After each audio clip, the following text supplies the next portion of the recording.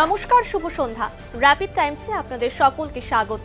সারাদিনের সমস্ত খবর নিয়ে আমি দিয়া।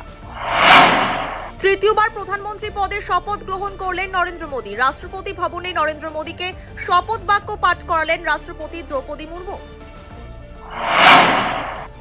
প্রধানমন্ত্রী নরেন্দ্র মোদীর পাশাপাশি মন্ত্রী হিসেবে শপথ নিলেন রাজনাথ সিং, অমিত শাহ, নীতিন গড়করি, জেপি নাড্ডা, শিবরাজ সিং চৌহান, নির্মলা সীতারামন সহ আরও অনেকে। মোদীর প্রধানমন্ত্রী পদের শপথ গ্রহণ অনুষ্ঠানে সাক্ষী থাকলেন বিভিন্ন দেশের রাষ্ট্রপ্রধান ও হাই প্রোফাইল ব্যক্তিরা।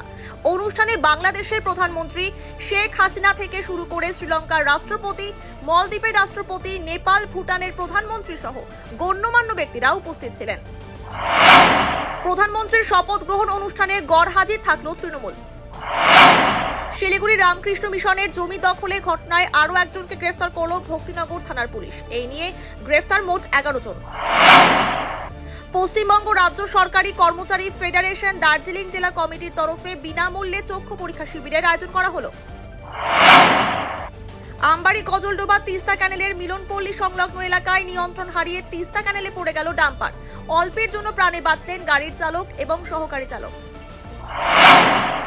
আলিপুরদুয়ার জেলার বক্সা ব্যাঘ্র প্রকল্প জঙ্গল সংলগ্ন কালকুট বনবস্তি এলাকায় নদী থেকে 5 বছরের শিশু কন্যার মৃতদেহ উদ্ধারের ঘটনায় চাঞ্চল্য ছড়ালো। ঘটনার তদন্তে পুলিশ।